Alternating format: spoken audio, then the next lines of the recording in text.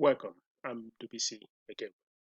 I'm making this video to answer a question from one of our students.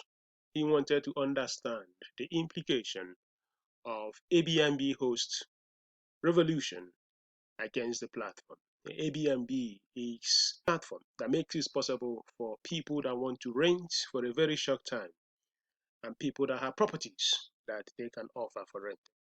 It brings a kind of equilibrium by orchestrating this demand and supply framework. Across the globe, Airbnb is the number one. If you want to travel to Barcelona and you don't want to stay in a hotel, there is someone that has a room available. You pay typically lower than a typical hotel rate. And when this coronavirus pandemic came, there were many challenges around the world and across communities that have basically dependent on these Airbnb. There are companies, there are institutions, there are people that make tons of money through this platform. So the company had a very flat policy, refunding, because this pandemic is not their fault. So as a result of that decision, some of these hosts now feel that they can create an alternative universe, essentially pulling out from Airbnb system. So we have a student in Tanzania who is building something very quick. He wanted to understand the implication when within his own platform, the hosts begin to get out.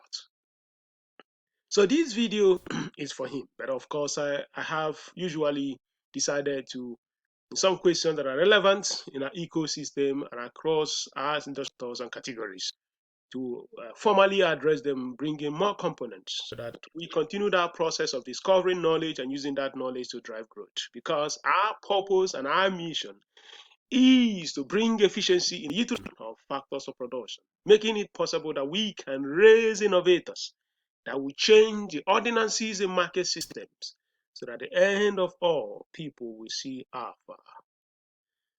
So, what is there and what can we do? It turns out that in our modern economic system, the greatest business empires of the 21st century are companies that control demand, not supply. In the old industrial age, controlling supply was actually where the power was. Supply is and remains a very critical thing, but it is no more dominant as it used to be many decades ago.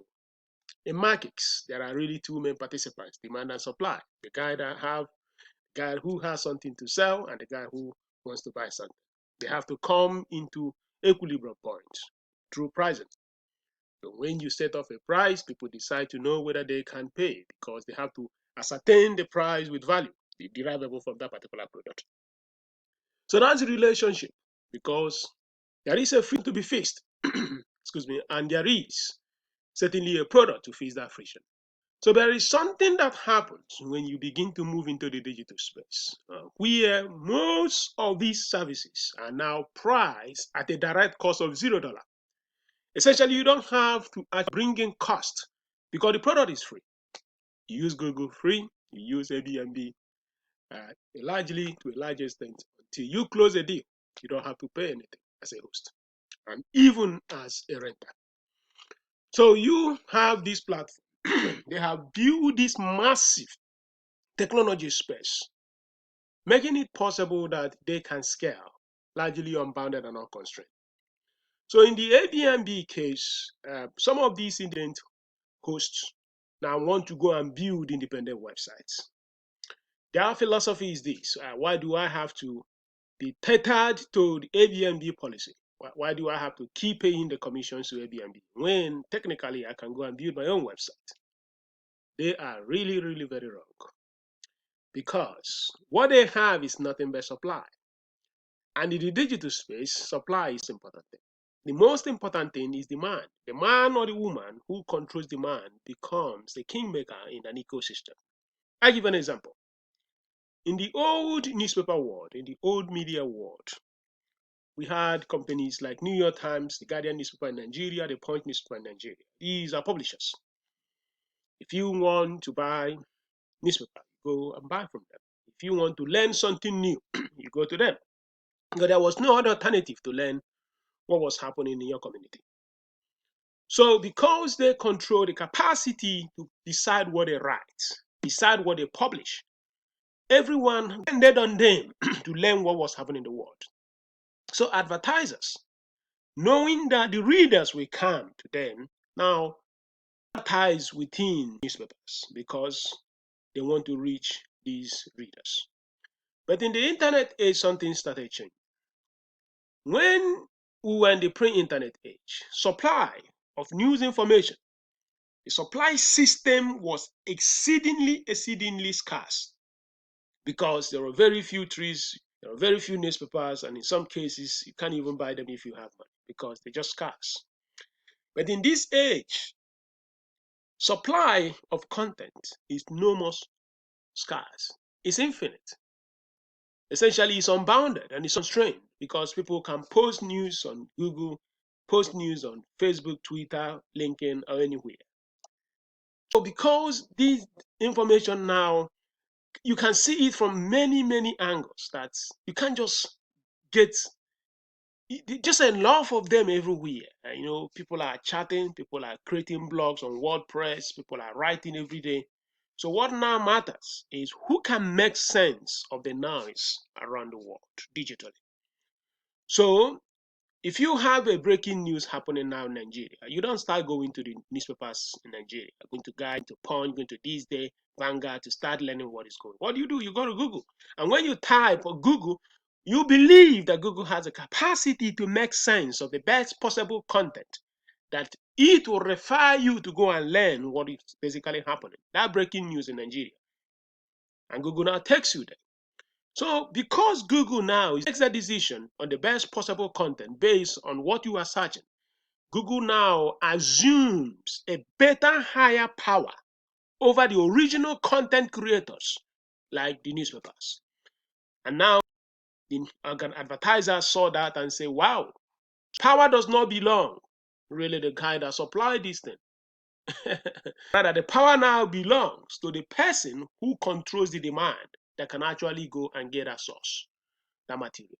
So they started moving to Facebook because that's where people are. They're going to Google, that's where people are. So that is what is happening in the Airbnb ecosystem. If you are looking for a hotel, or if you're looking for where to stay, let's say you're traveling from Lagos to Barcelona or San Diego or Silicon Valley, anywhere else in the world, there is really that you first of all, let's say, go to Airbnb and start using different metrics to figure out the particular place you want to stay.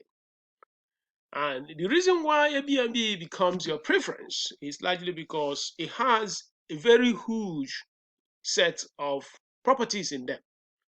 You don't start checking each individual website in Barcelona, maybe for people that are not even hotels, to see what they offer.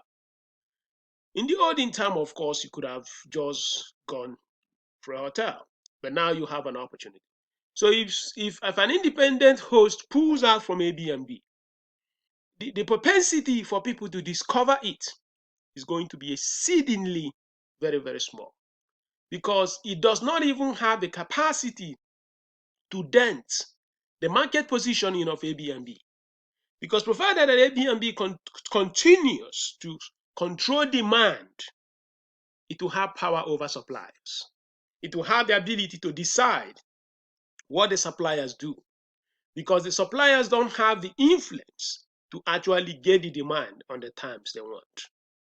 So that's what it is today, that power has shifted from demand to those that have shifted from supply to those that control the demand.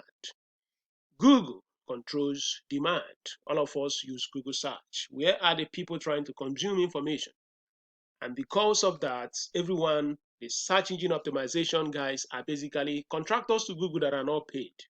Now, the owners of content, the websites that want to be discovered by Google, employ people to basically work for Google free through search engine optimization, making it possible that Google, can discover their contents.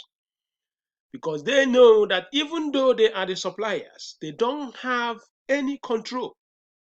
Or they are no more the gatekeepers of old, as in the old world of media. And the same thing happens in Uber. You can go and create an app that is even better than Uber's app, but you don't have the demand. And because you don't have the demand, you cannot really exert any influence. And one of the things that actually brings in a very superb capacity in this company is the domain of marginal cost.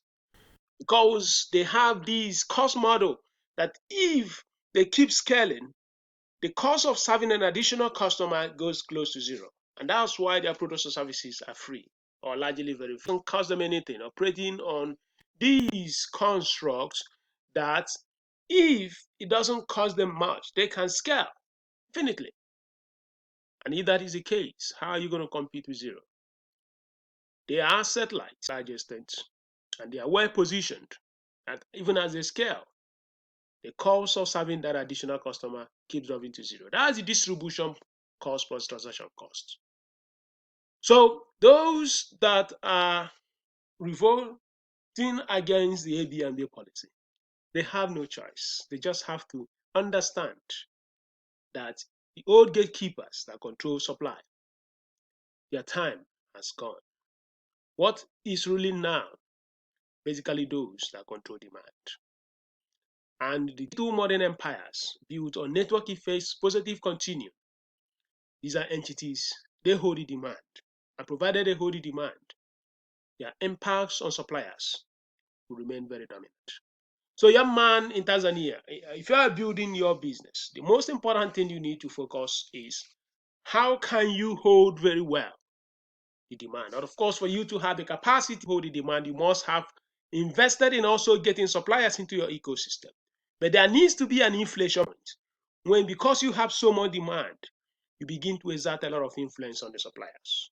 But until you get to that inflation point, both the suppliers and both the demand, they become exceedingly critical. But I tell you, if you build that platform and it becomes a category king in your local community, you also become a kingmaker from the other side of it, not from the point of supply, because you don't really have to have any property, for example. All you need to have a demand in your ecosystem.